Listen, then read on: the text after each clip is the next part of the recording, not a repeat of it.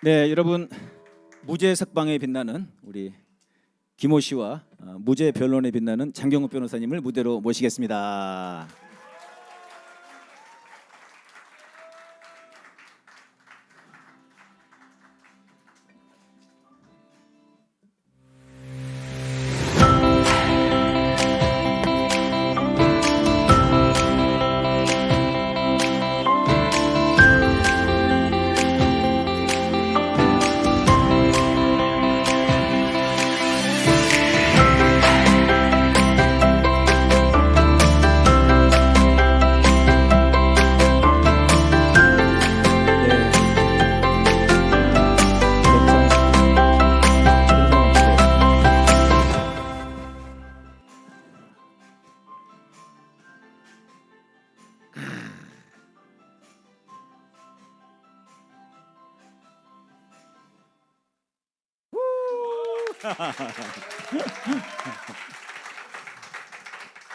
아니 사실은 오늘 자리는 이렇게 참 많은 분들이 오셔서 제가 지금 굉장히 좀 긴장되고 떨리고 그러긴 합니다만은, 네, 우리 김호 씨가 이제 무죄를 받은 거지 않습니까? 이 엄혹한 시절에.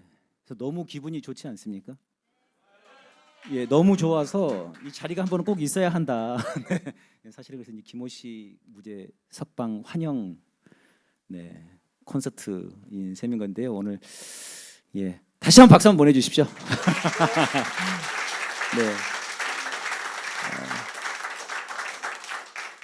뭐 인사 한번 해주시죠. 염려해 주시고 이렇게 또 자리를 마련해 주시고 부족한 저가 이렇게 인사드리게 된 거에 대해서 다시 감사드립니다. 고맙습니다. 변호사님도 인사 한번. 만납니까? 네, 우리 김호 대표님 무죄 받고 나서 아직 저희가 무죄를 축하하는 우리 변호인단과 우리 김호 대표 만남이 없었습니까? 네, 만남을 못 가졌습니다. 아, 오늘 처음 만난 거예요, 그럼요? 네. 야, 이거 잘했네요 오늘 콘서트를 이거를. 아마 이것도 우리가 아니라 이 윤석열의 공안 탄압 때문에 저희가 지금 축하하는 자리조차 만들기 어려울 정도로 바쁘셔가지고 지금. 바쁘기도 하고 또 뭐 여러 가지 사정으로 또 바쁘세요. 우리 김호 대표님이 네. 여러 가지 또 일도 열심히 하시고 해서 먼저 좀 연락 주세요, 김호 대표님. 한번 축하 자리 만들게요. 어떻게 제가 좀 자리를 비켜드릴까요? 두 분이서 계속 좀 말씀. 그렇습니다. 근데 왜 바쁘십니까, 김호 씨? 먹고 사는 거 바쁜 거죠. 참. 아니 무죄를 이렇게 하고 나면은 좀 그동안 고생한 거 좀 국가에서 좀 배상해줘야 되는 거 아닙니까? 네, 그건 아직 알겠습니다. 아직 진행 중이에요. 예, 여러분 뭐 다들 여기 계신 분들은 잘 아시겠지만 또 오늘 이게 유튜브로도 송출이 되고 있거든요. 그래서 이제 이 사건을 잘 모르시는 분들이 계실 것 같아서 좀 설명을 하고 넘어가야 될 것 같은데요. 네, 김호 씨께서 이제 뭐 무슨 일을 하시다가 어떤 일로 좀 고초를 겪으셨는지. 이제 저는 뭐 시종일관 이제 경제협력 사업을 했던 거고요. 제가 생각을 해도 제가 좀 돈키호테 같은 기질이 좀 있었던 것 같은데 제가 이제 97년도 이제 구속돼서 2000년도에 저기 나왔는데 그때 이제 제가 성동구치소에 있을 때 98년도쯤인가 아마 저기 북에서 광명성이라고 인공위성을 쏘아올렸어요. 그래서 이제 교도소에 있으면 한 5분 정도 이렇게 12시에 한 5분 정도 라디오 방송이 나오잖아요. 네네. 아세요? 아니 모릅니다. 저는 안 가봤어요. 죄송합니다.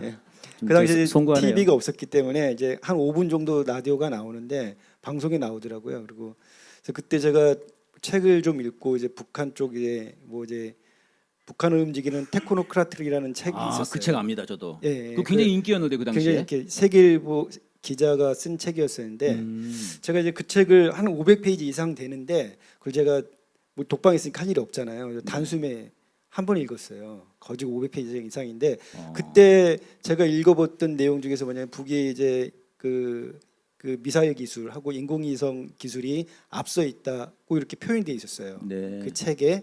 근데 그 다음에 이제 인공위성이 올라갔어요, 실제로. 그래서 야, 이거 난 이쪽 일에 뭔가 좀 사업을 좀 해보고 싶다. 그래서 이제 시종일관 이제 관심을 갖고 있다가 네. 이제 김대중 정부에서 이제 6.15 선언 나오고 그렇게 하면서 이제 제가 그 사업을 하고 싶어서 그 혼자 그냥 어떻게 보면 그냥 동키호테 단독 민경련 사무실을 갔던 거예요. 그런데 그러다가 이제 그냥요. 그렇죠. 예. 동키호테는 맞는 것 같은데요. 그래서 이제 단동에 이제 그 인천에서 이제 단동 가는 페리를 타고 어. 가서 미팅 한번 해봤는데 뭐 생각한 거하고 좀 많이 틀리더라고요. 그 이제 어쨌든 북의 관료니까. 근데 이제 어쨌든 그렇게 인연을 맺어서 중개무역 형태로 사업을 계속 해왔죠. 해오다가 이제 그게 계기가 돼서 뭐 2018년까지 이어져 오게 된 것 같습니다. 2018년까지 사업을 잘 해 오셨는데 예. 그때 이제 2018년에 갑자기 이제 이게 이제 죄가 된다고 간첩이라고 예. 이거 뭐 변호사님이 좀 말씀을 해주시겠습니까? 뭐가 죄가 그 된 내사 이제 기록을 나중에 증거 기록을 보면 네네. 내사는 오래 전부터 진행을 했었고요. 그래서 2018년도에 이제 압수수색 체포 그 과정은 저로서도 상당히 뭐 갑자기 그 굉장히 남북 관계가 좋은 시점에 이 사건이 만들어지고 그래서 특히나 자진 지원 군사 기밀 네. 누설 이런 식으로 해서 그게 일종 이제 간첩죄입니다. 이렇게 그렇게까지 하고 그 당시에 설마 구속되시겠나 이렇게 생각을 했죠. 처음에 이 사건을 맡으셨을 네네, 때는요. 네. 그리고 그런 게 이제 판단 착오라고 하는 겁니다. 그래서 근데 제가 이제 영장실질심사 때는 제가 그날 못 갔어요. 못 갔는데 네네. 제가 들어보니까 영장실질심사 판사가 한 얘기가 적의 기술로 적의 경비를 하는 그 뭐 DMZ나 이런데 경비 감시 카메라 관련 기술을 적의 기술로 그럼 납품한다는 게 이게 말이 되냐 뭐 이런 식의 질문을 네네. 했다고 하면서 아차 싶더라고요. 이 이 사건이 이게 또 이렇게 인식되면 굉장히 부풀려질 수 있구나 그러면서 좀 많이 긴장을 했죠. 근데 아니나 다를까. 네네네. 뭐 그게 굉장히 방위사업청 관련 군사 기밀을 예. 북측 경제협력 상대방에게 네. 누설했다. 이게 가장 그 법정형이 1심에서 4년까지 나온 그 핵심 사항입니다. 네. 지금 그 사안들과 관련해서는 다 무죄를 받으신. 전부 무죄가 무죄 있죠. 받았습니다. 일단 무죄인은 박수를 좀 쳐야 될 것 같습니다. 네. 그러니까 이제 김모 씨 입장에서는 너무 억울할 것 같아요. 예, 예. 그러니까 이제 결국 무죄 지금이야 무죄가 나니까 당연한 거지만 이게 지난 5년의 삶이라고 하는 건 정말 끔찍한 이제 그 말씀하시기로도 지옥에서 돌아온 것 같다고 이제 그런 말씀을 하셨는데, 예, 예. 네, 좀 뭐 심경과 그 당시 왜 그게 문제가 된다고 쟤네들이 하는 건지 무슨 사업을 하시다가 그런 건지 좀 궁금합니다. 그러니까 이제 그 반국가 단체 구성원이라고 뭐 저한테 뭐 지령을 내린다고 했던 그 당사자가 통일부에 신고가 된 인물이에요. 박도하고 양성일은 이제 통일부에 신고를 했던 인물이고, 그리고 이제 뭐 사실 그 사람들한테 제가 뭐 어떤 그 뭐 지령을 받을 그런 얼굴로 안 보이잖아요, 제가. 그러니까 그래서 동키호테니까요. 예, 그래서 그 뭐 이제 걔네들은 뭔가 좀 있을 것 같다고 이제 판 것 같아요. 이제 팠는데, 그리고 이제 결정적으로는 이제 그 수사 기록에는 당연히 없었었고, 수사 기록은 저는 뭐 사실 조작됐다고 이제 하는데 밝히지 못하는 것뿐인 거고, 저는 그렇게 생각을 해요. 뭐 이제 뭐 사이버 테러네 뭐 이런 거 얘기가. 근데 이제 그 사람들이 뭔 얘기하다가 여기까지 흘러갔지? 이제 제가 궁금한 것은 일단은 그 심경, 예. 지옥에서 그래서 이제, 돌아왔다는 거. 그러니까 이제 그때 구속될 때도 사실은 그 제가 구속이 뭐 한 3번 된 것 같은데, 그때 이제 그 한총니까 서청년 투쟁국장 할 때 또 이제 그때 제가 그 지명수배 되면서 구속됐을 때, 네네. 그때 이제 그때도 이제 연행을 이제 그 지명수배, 그러니까 이제 그 1계급 특진의 그 저기 뭐 현상금이 있었으니까. 그러니까 서청년 네. 투쟁국장을 하다가 네. 이제 그때 그게 아마 96년 연대 사태 97년도. 97년 예. 네네. 그래서 그때 잡아가면은 특진한다. 예. 아. 그때도 제가 잡혀가면서 그러니까 이제 그 순간 이렇게 환경이 확 바뀌는 이런 느낌이 있는데 일상에서 갑자기 뭐 지옥이 떨어진 느낌인데 이제 그때 제가 이제 그 승용차에 이제 연행돼서 가는데 나는 이제 깝깝해 죽겠는데 저 바깥에서는 막 그냥 아. 그 신나는 거리 풍경이 나오고 이제 아. 노래가 흘러나오고 그러더라고요. 2018년도에 이제 제가 그때도 사실 그때는 아시겠지만은 남북 관계가 너무 잘 되고 있었었고 네. 저도 그 속에서 실제로 이제 그 평양의 그 김일성대 쪽 애들하고 얘기를 해서 그때 이제 평양에 인공지능 센터를 만들겠다는 사업 계획서를 제가 만들었고 냈고 그리고 실제로 이제 IBK에서 1차 승인도 받았었어요. 네. 투자 유치에 대한 승인도 받았었고 다 공개된 일이었기 때문에 이걸로 구속 이렇게 또 체포가 될 거라고 저는 생각을 못 했었거든요. 그때 또 느낌이 뭐였었냐면은 광장에서 다른 사람들 다 이렇게 즐겁게 신나게 놀고 있는데 그 한 자객이 와가지고 내 목덜미를 확 낚아채가지고 네. 나만 이 이야기를 못 하고 있는 거예요 지금. 다른 사람들은 즐겁게 놀고 있는데 나는 좀 공포스럽더라고요 갑자기. 아. 예, 그런 느낌. 그러다가 이제 어쨌든 이제 불구속으로 나왔는데 또 이제 법정 구속이 됐잖아요. 네. 법정 구속되고 그때 이제 제가 가장 걱정되고 이제 뭐 했던 게 사실은 뭐 감옥은 오래 살았으니까 사람은 살겠던데 그 생활비 이 생계가 네네. 아주 이제 곤욕스럽더라고요. 애들이 우리 셋인데 그거를 이게 보니까 깝깝하더라고요. 이게 근데 이제 그때 왜 그 깝깝했냐면은 재판장이 사실은 그 제일 재밌다는 얘기를 하는데 양성일 박도가 나는 아무리 상식적으로 생각해도 걔네들이 무슨 방구같이 우성으로 뭐 나한테 지령을 내리는 네네. 이런 근데 그렇게 인정이 됐어요. 일단 그 재판장이 그렇게 얘기를 하더라고요. 예, 그렇게 얘기를 하고 그다음에 제가 문제 제기를 했던 어떤 그 증거 조작에 대해서도 합법적인 증거로 채택이 됐다고 얘기를 하고 그렇게 얘기가 나와서 이게 끝났구나. 예, 끝났구나 싶었죠. 이거 이제 아차 싶었죠. 그래서 그래도 한 가닥 희망을 가지고 있었었는데 그 재판부의 양심을 좀 믿자 했었는데 이렇게 처음에 이렇게 그렇게 좀 나가서 인정하는 분량이 나가서 이게 진짜 당황스럽더라고요. 야, 예. 이게 근데 좀- 그 이후에 이제 항목별로 무죄 해서 네. 뭐 진짜 지옥에 갔다가 다시 그냥 나온 기분이 아. 들었던 거죠. 예. 사실 이제 그때 이제 97년도에 학생 운동을 하다가 이제 감옥에 갔을 때는 이제 예. 우리 이제 부모님들은 물론 많이 힘드셨겠습니다만 여기 아버님이 와 계십니다만 그래도 이제 혼자 몸인데 이때는 이제 사업도 잘 하고 있었고 이제 가정이 아이가 셋이라고요? 예. 대단하신데요. 네. 네. 애국자입니다. 애국자시네, 애국자. 애국자입니다. 박수 한번 다시 한번 보내주세요. 네, 야, 정말 엄두를 내기 어려운. 네. 근데 이제 그 기간 동안 이제 아이들도 있고 이런 현실에서 정말 들어갔으니 마음이 굉장히 복잡하셨을 것 같아요. 예. 네. 근데 이제 복잡했습니다. 그러다 보면은 이제 쟤네들이 유혹도 많이 했을 것 같은데요. 야, 그저 대충 하고 좀 빨리 좀 나가자 이렇게. 근데 저는 이게 유혹이 들어올 수 있는 조건이 아무것도 없었어요. 이건 유죄 아닌 무죄. 네네. 예. 그리고 유죄면 무조건 4년. 그러니까 뭐 저는 뭐 유혹이 생길 게 없었었고, 그렇군요. 예, 아예 그냥 어쨌든 제일 걱정인 건 이제 우리 딸내미. 뭐 딸내미 편지도 안 보내고 막 그 반항을 표출하는 거죠 일종의 네. 그 자기의 그 불만 이런 나로 인해서 이런 뭐 아빠로 자기에 인한 대한 이 현실에 대한 현실이 자기가 좀 꺾인 부분이 좀 있거든요.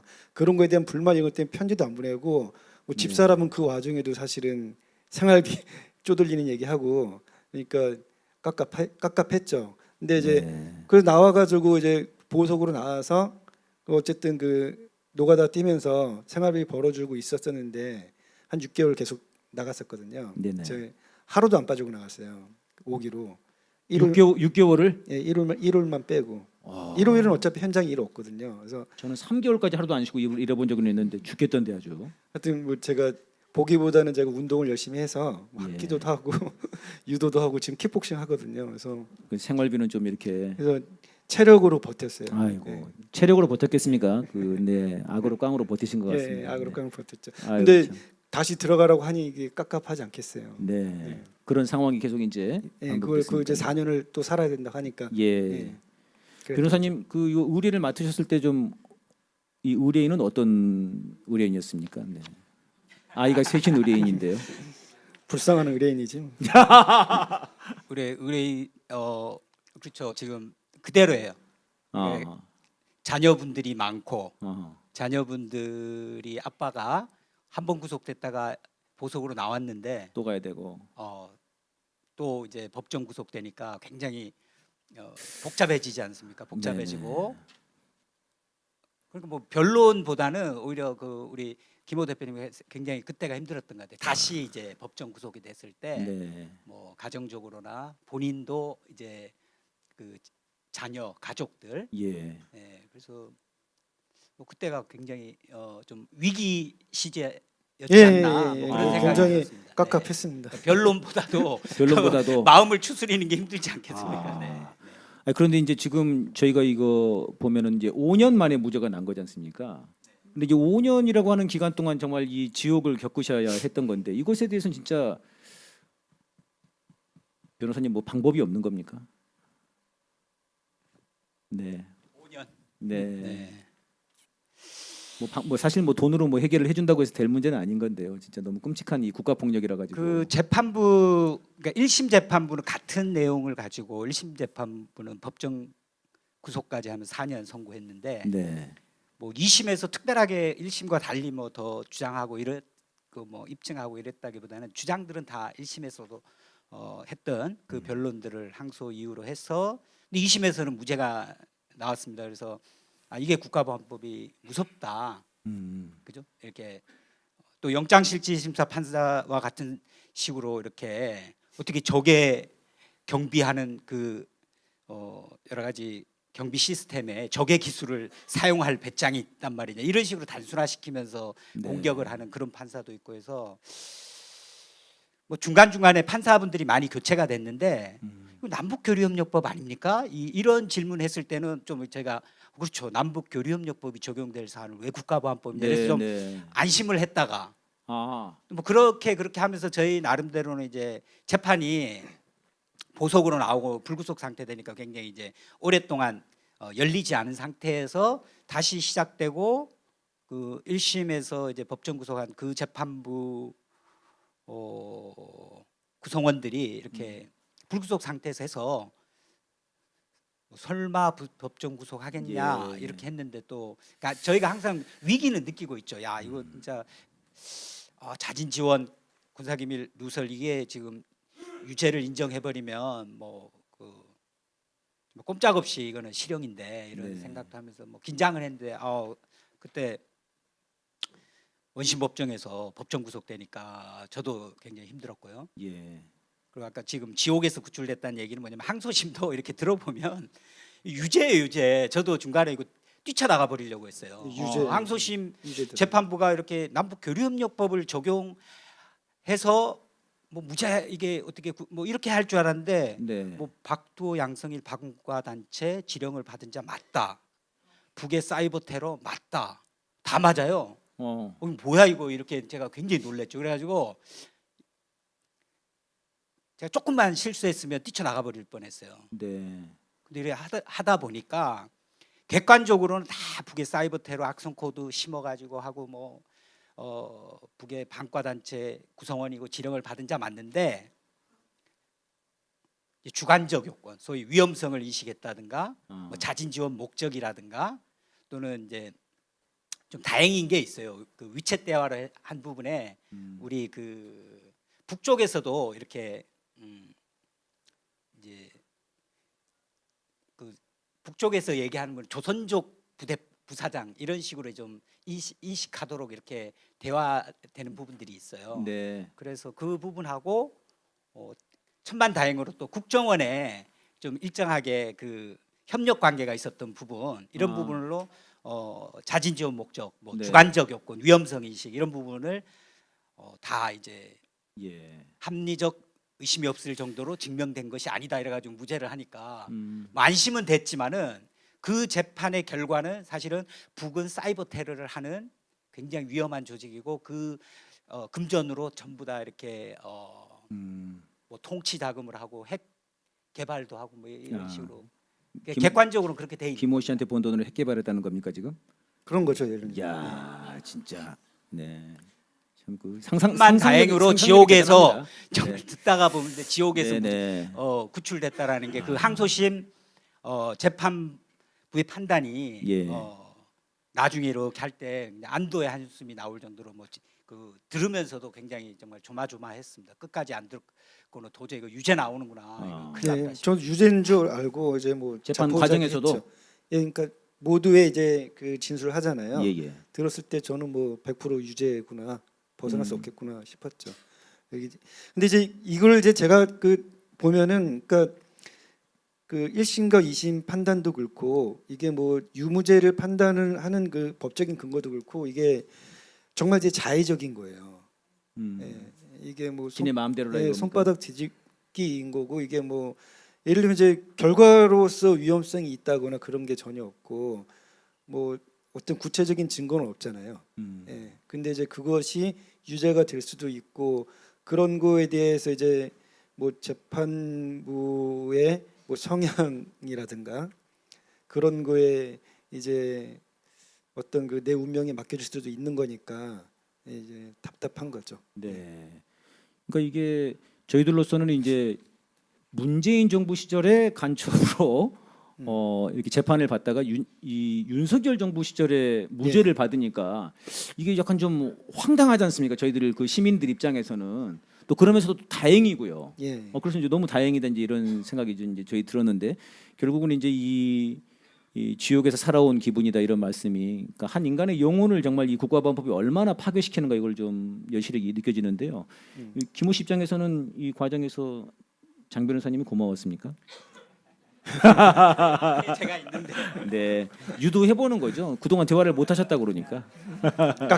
깝깝합니다. 그 저기 네. 뭐 하여튼 뭐 기소되면은 국가보안법은 일단 자체로 깝깝해요. 그 도움을 좀 많이 받으셨어요. 변호사님이 좀 힘을 많이 주셨습니까? 그러니까 뭐 무죄가 됐죠. 야, 네 무죄 전문 변호사, 네, 장 변호사님. 네, 그저 장경 변호사님은 이 간첩 사건들을 무죄로 만드는 비결이 있으신 겁니까? 뛰쳐나가기 직전까지 참는다 이런 겁니까? 글쎄요, 제가 국정원에서 저에 대해서 네네. 장경 변호사 선임하면 3년 될 거 6년 된다 이게 많은 정통으로 아니, 그게 알려진 무슨 졌는데 말씀입니까? 제가 별로 하면 형량이 올라간다 이런 얘기를 많이 괘씸죄라는 한다더라고요. 거예요? 괘씸죄로? 뭐 그렇게 얘기들 많이 한다고 그러더라고요. 근데 아. 다행히 근데 1심에서 4년 나오지 않았습니까? 예, 그 예. 법정 구속되고 지금도 대법원에서 이제 계류 중이죠. 네. 그래서 안심할 수는 없는 상황이고요. 참. 네, 너무 네. 힘드셨고 그 가족분들 아버님 또 예, 우리 예. 자녀분들 고생 많으셨어요. 그러니까요. 그래서 그것 예. 그리고 너무 고통스러웠고. 네. 우리 김호 씨 뭐 힘든 얘기를 많이 했으니까요. 예. 힘 났던 얘기 한번 해주세요. 어떤- 과정에서 뭔가 그래도 이게 참 힘이 났다. 뭐 장 변호사님이 뭐 커피 사준 게 좋았다랄지 뭐 힘 난 게 있었을 거 아닙니까? 그 견딘 그 비결이 있을 거 아닙니까? 그래도. 그냥 뭐 팔굽혀펴기 열심히 했어요. 팔굽혀펴기를 열심히 했다. 네, 박수 한번 보내주십시오. 네, 이 의지를 다지셨군요. 그러시면서 네, 의지를 다지셨고 알겠습니다. 지금 장 변호사님 지금 또 바빠지시게 됐습니다. 지금 뭐 국가보안법 사건들이 계속 나게 지금 뭐 우후죽순으로 지금 사건들이 번져지고 있습니다. 네. 이거 어떻게 해야 됩니까? 지금 윤석열 정권에서 이 초기부터 이렇게 공안 탄압이 이게 자행이 되고 그래서 뭐 최소 내년 총선까지는 계속 이렇게 나갈 것 같아요. 나갈 것 같고 저도 지금 어쨌든 제 역량의 많은 부분들을 이제 앞으로는 이제 재판에 투여를 예. 해야 되는 상황인데 어쨌든 공안 통치를 끝장 내냐 안 내냐에 따라서 뭐 재판의 결과가 달릴 정도로 지금 뭐 아주 대충돌이 벌어진 상황이고 원래는 국정원 대공 사건이 이관이 되면 줄여야 되잖아요. 네네. 이제 사라져야 되잖아요. 네. 근데 계속 더 전면에 나서서 국정원이 계속 나서고 있고 티에다가 옷에다가 국가정보원이라고 써가지고 다니던데요. 그러니까요. 이게 지금 내년부터는 이제 수사권도 없는 조직이 더 열심히 지금 하고 네. 그래서 특히나 이제 요즘 같은 경우는 이제 여러 뭐 이렇게 소위 이적 단체들이 있는데도 불구하고 이적 단체가 아닌 민주노총이라든가 이렇게 겨냥을 네. 해가지고 지금 들어오고 있지 않습니까? 이렇게 네네. 해서 뭐 지지율 추락을 만회하려고도 하고 저도 뭐 이렇게 지금 특수통이라는 대통령이 지금 공안을 지금 급속히 지금 키우고 있거든요. 그래서 걱정도 되고 우리가 전열을 정비를 잘해가지고 대응을 해야겠다. 그래서 지금은 일단은 뭐 검찰에서도 지금 공안 역량들을 기존에 있는 것들을 잘 배치해서 키우고 있는 것으로 지금 보여지고 그렇습니다. 지금 일단은 뭐 공안 역량들을 뭐 서울중앙 지검의 공공수사 일부 쪽으로 모으는 쪽 하나 있고 그다음에 이제 수원지검 쪽에 또 하나 있고 그러면 수원지검은 탈북자 전문이에요. 탈북자 전문. 그래서 뭐 파견도 받고 이러면서 쭉 하는 걸로 봐서는 뭐 여름 정도 되면 큰 탈북자 간첩 조작 사건도 준비하고 있지 않나 이런 생각도 들고 그래서 하여튼 긴장감을 늦추지 말고 이거는 결국은 정세에서 관탄압이 끝장 나느냐 안 나느냐에 따라서 결과들이 다를 정도로 지금은 예. 뭐 이렇게 잠시 정권 교체기에 사건이 터진 게 아니거든요. 그러니까 이게 지금 초창기에 지금 네. 여러 가지로 이렇게 밀고 나오는 것 같아서 좀 긴장하고 예. 저는 지금은 수사 과정은 제가 이제 하는 사건들은 지금 수사 과정은 지금 이제 어느 정도 마무리돼서 재판 준비 재판 진행하면서 많은 뭐 준비를 하고 있습니다. 네. 지금 뒤에도 그 표에도 나와 있는데요. 2022년 12월 말에 3명이던 양심수가 지금 44명으로 급증했다고 합니다. 지금 뭐 건설노조, 그다음에 노점상분들, 그다음에 지금 이제 각종 또 이적단체 및 뭐 국가범법 그런 사건들이 지금 펼쳐지고 있는데요. 예, 김호 씨 그래도 무죄에 빛나는 그런 투쟁을 해 오셨는데 지금 고초를 겪고 있거나 또 이 자리에서도 또 저희들도 또 당할 수도 있지 않습니까? 예. 뭐 팔굽혀펴기 말고 뭔가 다른 거 좀 당부해 주실 만한 거 없습니까? 없습니다. 예, 뭘 잔뜩 많이 써오셨는데 잔뜩 써왔는데 이거 아무 의미 이렇게 없어요. 많이 썼는데 팔굽혀펴기가 없단 말이에요. 아무 지금? 없어요. 예? 없어요. 일단 당해 보시면 알 것 같아요. 예. 자기가 빠져나와야지 누가 뭐 하겠어요. 이제 법인은 한 자기가 감당하고 나가야지. 뭐. 저는 그 아까 김호 씨 얘기 중에서 가장 인상이 깊었던 게 나는 이제 그 잡혀가였는데 그 창밖으로는 너무 평화로운 그 현실이 너무 이질적인 그런 느낌이었다고 하는데 제가 이제 전에 들어보니까 잡혀가면서도 그냥 잡혀가는 분이 아니에요. 이분이 팔굽혀펴기 하시는 분이잖아요. 굉장히 격렬하게 이제 하면서도 이제 그 잡혀가신 건데 참 그 이질적인 모습이 참 네. 인상 깊게 남습니다. 네. 저희가 이제 그래서 더더군다나 많은 연대와 또 힘을 합치는 관심과 이런 게 좀 필요한 게 아닌가 싶고요. 지금 잡혀가 계시는 또 고초를 겪고 있는 국가범법 피해자분들도 다 마찬가지가 아닌가 이런 생각이 듭니다. 우리가 함께 헤쳐나가자는 의미로 박수 한번 다시 한번 부탁드리겠습니다. 네, 혹시 두 분 뭐 마지막으로 좀 우리 시민 여러분들께 또 동지 여러분들께 하고 싶은 말씀 있으시면 한 말씀 부탁드리겠습니다.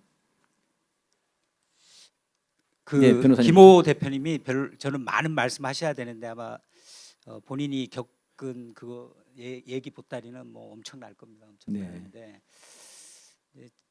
남북 교류 협력이라는 것 여러 가지 법도 있지 않습니까? 국가보안법이 있는 하에서 과연 남북 교류 협력을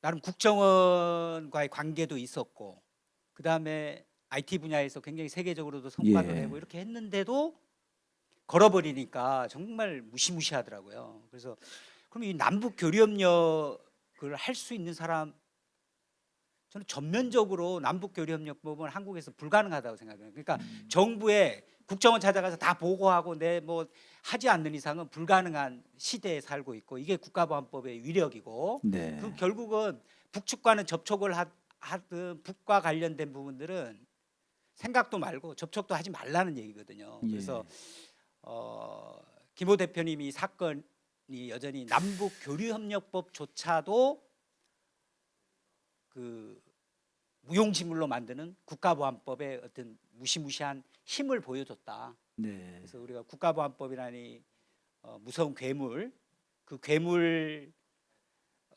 지옥으로부터 어떻게 운이 좋게 나름은 조금의 양심이 있는 판사를 만나서 이렇게 지금 네. 고등법원에서는 석방됐지만은 여전히 우리가 국가보안법이 있는 한은 뭐 남북 교류협력도 없는 것이고, 이렇게 경제협력을 통해서 나름 사업의 꿈을 펼치시려고 했는데 지금 다 무너져 버린 이런 굉장히 무시무시한 법이다라는 거. 그래서 또 이걸 우리가 극복하는 것이 결코 쉬운 문제가 아니다라는 생각들을 하고 있습니다. 그래서 좀 우리가 지금 공안 탄압이 이렇게 전면화된 시기에 좀 더 많은 고민들과 함께 이제 단결해서 싸우는, 뭐 피할 방법이 없는 지금 상황이기 네. 때문에 단결해서 싸우는 것만이 결국은 이 공안 통치도 끝장내고 국가보안법도 폐지할 수 있는 네. 그날을 앞당기는 길이라고 생각을 합니다. 그리고 우리 김호 대표님 또 가족분들 정말 고생 많으셨고 정말 지옥에서 살아나오셨는데 끝까지 대법원에서도 무죄 확정 판결 받을 수 있도록 많은 분들 응원 부탁드리겠습니다. 네, 고맙습니다. 감사합니다. 김호 씨. 그러니까 이제 저도 사실 그 이 사업을 하게 된 게 제가 이제 꿈이 있었었고 이루고자 하는 제 목표가 있었어요. 그러니까 저는 뭐 그것은 제가 스스로 저에게 그 과제를 스스로 부여를 했는데, 아까 말씀드렸듯이 이제 98년도에 그 꿈을 가졌던 것인 거고, 근데 이제 그것이 이제 뭐 정권의 이제 굴곡은 있었지만은 그래도 저는 누가 뭐래든 이제 제 성과를 내겠다는 제 목표가 있었습니다. 뭐 이제 국정원에서 이제 뭐 사실은 그 통일부의 천안함 사건 이후였을 거예요. 통일부를 신고하고 있는데 국정원이 지네들이 뭐 연락 와서 뭐 업무 보고 하라고 하니 뭐 나 같은 사업자가 뭐 사업하려면 뭐 이제 당연히 보고를 해야겠죠. 그러니까 이제 그렇게 했던 게 어쨌든 저에겐 다행이기도 했고, 근데 그랬음에도 불구하고 이제 이런 그 경제협력 사업이 이렇게 조작됐다는 것이 저는 이게 이제 한국 사회의 이제 큰 병적인 요소라고 생각을 하고. 잠깐만요.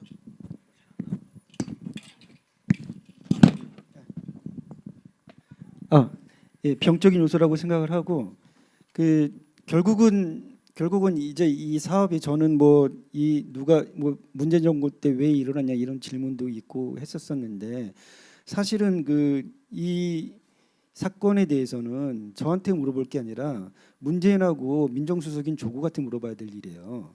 그 사람들에서 일어났던 거지.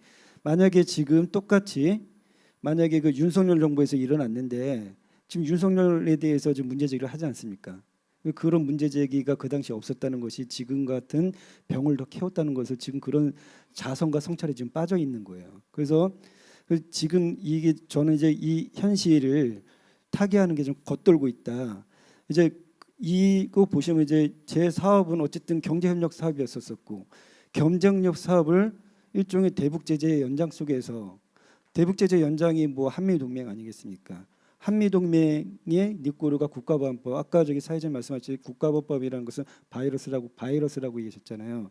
제가 이번에 그 고초를 겪으면서 이제 뭐 제가 이제 주로 이제 니체 철학을 공부를 하게 되는데, 이게 일종의 국가보안법이나 바이러스가 결국은 노예도덕이에요, 노예도덕. 그러니까 우리가 뭐 한미동맹이라는 게 한미동맹 국가보안법 노예도덕, 이 니꼬르가 되는 겁니다. 이것을 우리가 극복하지 못하면서 뭐 예를 들면은 문재인은 봐주고 윤석열은 나쁘고, 문제가 한미동맹이지 그걸로 인한 뭐 대북 제재 이것이 문제인 거지. 문재인은 뭐 착한 대통령이었고 뭐 윤석열은 나쁜 대통령입니까? 그러니까 그렇게 하면서 구조적인 문제점, 우리가 해결해야 될 문제점은 지금 간과되고 있잖아요.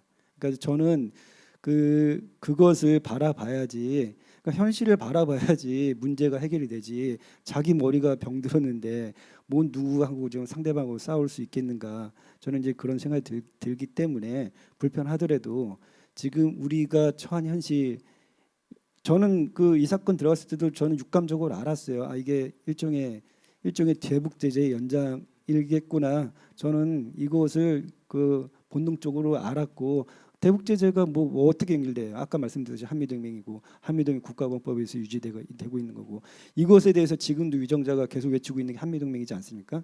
근데 그러한 현실을 엊그저께 예를 들면은 문재인 대통령이 뭐 주한미군 주한미대사 뭐 받아가지고 한미동맹이 뭐 계속 뭐 굳건하게 가야 된다. 지금 대북 남북 관계에서 문제점이라든가 어떤 분단 무선에 있어서의 어떤 그런 문제점에 대한 자기 문제의식, 자기 철학이 있었어요? 그런 거 없잖아요. 그런 거에 대해서 뭐 윤석열이 생각이 있는 사람은 아니잖아요. 그 사람은 생각이 있을 거라고 뭐 국민들이 뽑은 사람도 아닌데 그 사람한테 과소한 걸 요구하는 게 아니라 우리가 현실을 제대로 봐야지 그 사람도 잡을 수가 있다. 저는 이제 그런 문제의식을 가지고 있습니다. 예, 고맙습니다.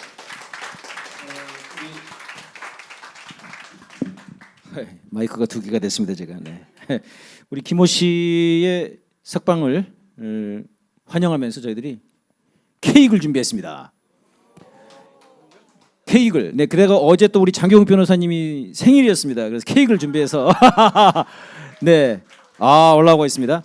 그래서 우리 고생하신 우리 아버님도 같이 올라오셔서 같이 한번 불까요? 아버님 안에 고모님도 같이 한번 부시죠, 오셔서. 네, 아니에요? 그럼 예, 시간이 없기 때문에 일단 두 분만 그러면 하겠습니다. 네, 여러분 같이 함께 힘을 모아서 국가보안법을 폐지하자는 의미로 네, 박수와 함성 보내주시면 끄겠습니다. 후! 네, 고맙습니다. 네.